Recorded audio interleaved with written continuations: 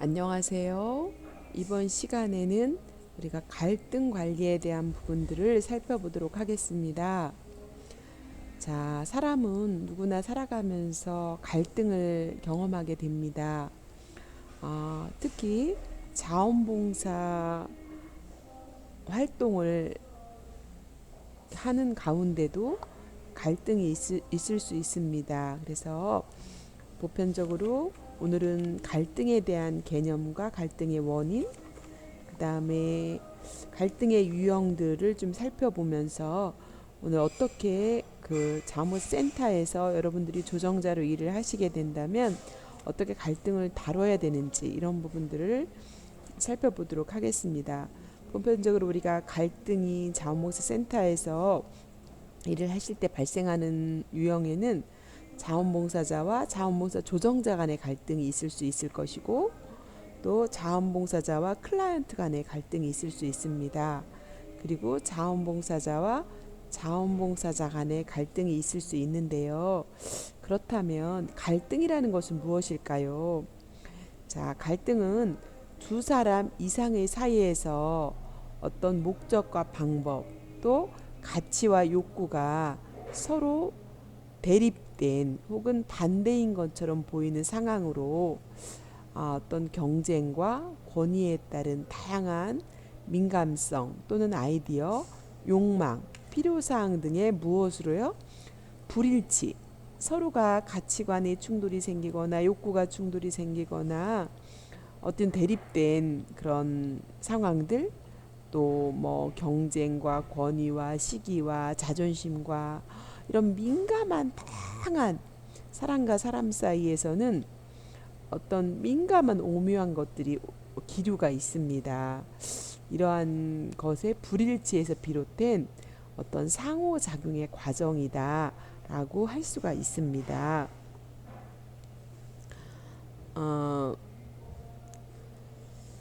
어, 이처럼 갈등 관리는 갈등은 어디나 있을 수 있는데 갈등 관리는 단순히 갈등을 해소시킨다는 것만을 의미하는 것은 아니고요. 조직에 부정적인 영향을 미치는 지나친 갈등을 해소하거나 또는 완화시키는 것뿐만 아니라 조직에 유익한 적정 수준의 갈등은 용인하고 유지해 나가는 조치를 취하는 것도 필요합니다. 갈등이 다 나쁜 건 아니라는 거죠. 적정 수준의 갈등은 그 조직을 유지해 나가는데 또 필요할 수도 있다는 겁니다. 그리고 우리가 조직에 유익하다고 판단되는 갈등을 조장하는 것간지를 포함해서 갈등 관리다 이렇게 이야기하고 있습니다. 다시 말하면 적정 갈등 수준을 중심으로 갈등을 감소시키거나 자극하여 그 수준을 조정해야 한다는 것이죠. 자, 그렇다면 갈등에 대한 관점은 여러분과 저는 어떤 관점을 갖고 있는지 생각하면서 자, 갈등에 대한 관점을 살펴보도록 하겠습니다. 자, 갈등에 대한 관점은 첫 번째 전통적인 관점이 있습니다. 두 번째 행동주의적 관점이 있고요. 세 번째 상호작용론적 관점이 있을 수 있겠습니다. 자, 첫 번째 전통적 관점은 쉽게 말하면 갈등은 아주 나쁘다고 생각합니다. 모든 갈등은 다 나쁘다 이렇게 생각하는 게 전통적 관점입니다. 그렇기 때문에 어떻게 접근하려고 할까요? 갈등이 있으면 갈등을 제거하려고 하는 특성이 있습니다. 이것이 전통적 관점이고요. 두 번째 행동주의적 관점입니다. 갈등은 자연적인 것이고 불가피한 거다. 사람과 사람 사이에 살면서 갈등은 자연적으로 일어날 수 있는 거고 누구나 일어날 수 있는 일이다. 이렇게 생각을 하는 관점입니다.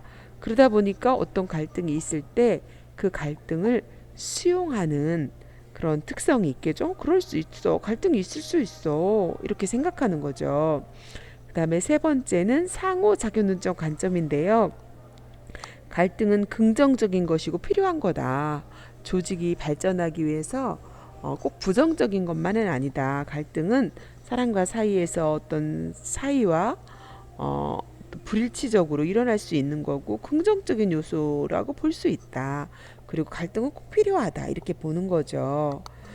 그러다 보니까 갈등이 있을 때 그거를 제거거나 수용하는 것보다는 갈등이 있을 때 그걸 조정하려고 하는 거죠. 갈등 조정을 하려고 한다는 거죠. 그래서 우리가 갈등에 대해서 어떤 관점을 갖고 있느냐에 따라서 접근하는 방법이 다르다는 겁니다.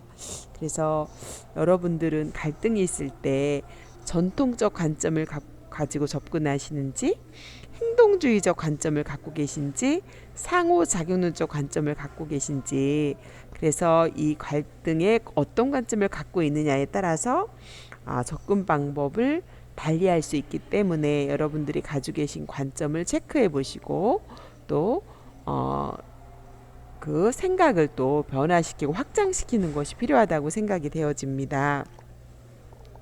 자, 그렇다면 갈등의 원인들이 있습니다. 자, 살펴보면 갈등의 원인은 네 가지로 살펴볼 수가 있는데요. 과업의 상호 의존성과 목표와 역할의 기대 차이, 지각하는 거의 차이, 조직의 구조 때문에 이렇게 네 가지로 갈등의 원인을 살펴볼 수 있습니다. 자, 첫 번째 갈등의 원인에서 과업의 상호 의존성을 보면요.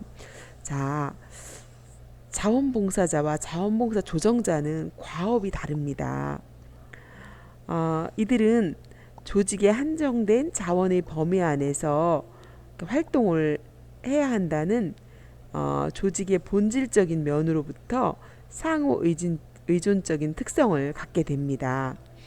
따라서 동일한 자원에 대한 의존성이 증가할수록 갈등이 일어날 가능성도 죄송합니다. 커지게 되는 거죠. 예를 들면 자원봉사 조직에 제한된 자원의 집행에 대한 자원봉사자와 자원봉사 조정자 사이 또는 자원봉사 집단 간의 그 생각의 차이는 충분히 다르게 나타날 수 있기 때문에 이런 생각 차이 때문에 결국은 갈등이 생길 수 있다라고 하는 것이 과업의 상호 의존성이라고 할 수 있습니다. 두 번째, 목표와 역할의 기대 차이인데요. 목표와 역할의 기대의 불일치는 개인 간 또는 집단 간 갈등의 원인이 됩니다. 자원봉사 조직에 있어서 구성원들은 그들의 역할이 강화됨에 따라서 보다 상이한 목표를 역할이 강화되면 목표도 다 다르게 갖게 되는 거죠. 예를 들면 자원봉사자의 목표는 뭘까요? 지역사회 문제 개선 또 자기 성장이라는 목표를 갖게 되죠. 자원봉사자는. 그런데 여러분 자원봉사 조정자의 목표는 다르죠. 조정자의 목표는 자원봉사 활용을 통한 서비스로 예산을 절감하고 조직 발전이라는 목표를 갖는 것입니다. 그러니까 목표와 역할의 기대 차이가 자원봉사자와 자원봉사 조정자는 다를 수 있는 것에 대한 갈등이 생길 수 있겠죠. 이러한 상이한 목표를 가진 두 집단의 구성원들은 상이한 시각과 행동을 그쵸? 다른 시각과 다른 행동을 취할 수밖에 없는 거죠. 그렇기 때문에 같은 문제에 대응하는 데 있어서 상이한 시각과 행동으로 갈등을 발생할 수 있는 소지가 클 수밖에 없다라고 바라보는 것이 목표와 역할의 기대 차이라고 할 수 있습니다. 세 번째, 지각의 차이입니다. 현실에 대한 지각 차이는 의견의 불일치를 더 촉진시키고 공동의 의사결정이나 협력을 어렵게 만들어서 갈등의 요인이 됩니다. 구성원들이 이질적일수록 협동적으로 일할 가능성은 적을 수 있겠죠. 이런 지각의 차이, 생각의 차이는 구성원들의 배경과 가치관과 교육의 정도가 다 다르죠. 자원봉사자들마다 다 다르죠. 연령도 다르고 정보에 대한 인식도 다르고 사회적인 관계 유형도 다 다릅니다. 이러한 차이점에서 이질감은 어떤 조직의 분위기를 저하시키고 협력을 감소시킬 수밖에 없겠죠. 이러한 것으로 인해서 지각의 차이는 쉽게 갈등으로 유발될 수 있습니다. 이처럼 자원봉사 조직에 있어서 이러한 지각 차이는 구성원의 입장에서도 기인할 수 있고요. 예를 들면 특정 사안에 대하여 자원봉사 조정자는 주로 전문성을 이렇게 전문성을 생각하겠죠. 조정자는. 그런데 자원봉사자는 사명감을 토대로 하여서 각자 입장에서 생각하는 것이 다르기 때문에 이런 차이로 인해서 갈등이 발생할 수 있다라고 하는 것이 지각의 차이임을 이야기할 수 있습니다. 그 다음에 조직의 구조가 이제 갈등의 원인이 될 수 있는데요. 첫 번째로 의사결정 과정과 공식화 과정 정도에 따라서 차이가 있을 수 있습니다. 조직의 의사결정의 정책이라든가 공식화의 정도 등 조직의 제도 역시 갈등의 원인이 될 수 있잖아요. 구성원이 의사결정 과정에 참여해서 의견의 불일치를 일으킬 경우 갈등이 촉발될 수 있습니다. 그렇지만 의사결정에 영향을 받게 될 구성원이 의사결정 과정에 참여하지 않는 경우 갈등은 보다 크게 표면화되기도 합니다. 상호작용의 방식을 표준화하지 않는 경우 역할 규정이 불분명해서 어떤 관할권의 분쟁 소지가 증가해서 갈등이 생기는 경우도 있습니다. 두 번째, 가치 기준과 보상 체계의 차이로 갈등이 생기기도 합니다. 대개 자원봉사자는 새로운 변화로서 창의성을 중요하게 여깁니다. 그렇지만 자원봉사 조정자는 안정성을 더 소중하게 여기죠.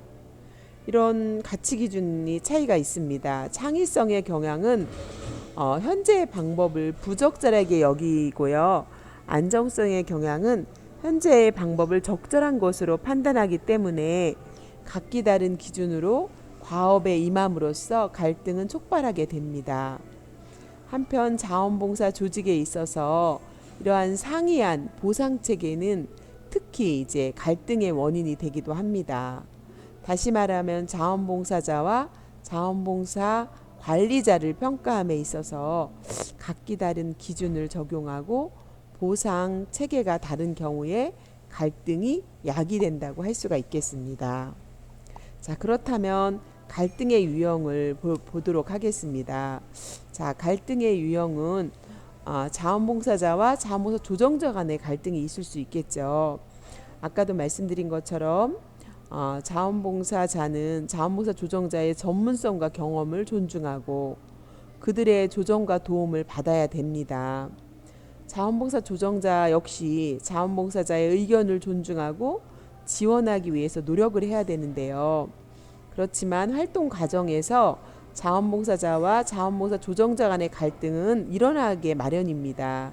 이러한 갈등을 최소화하기 위해서 상호 노력하고 이미 발생한 갈등 요인을 해소할 수 있는 능력을 갖추는 것이 필요할 수 있겠습니다.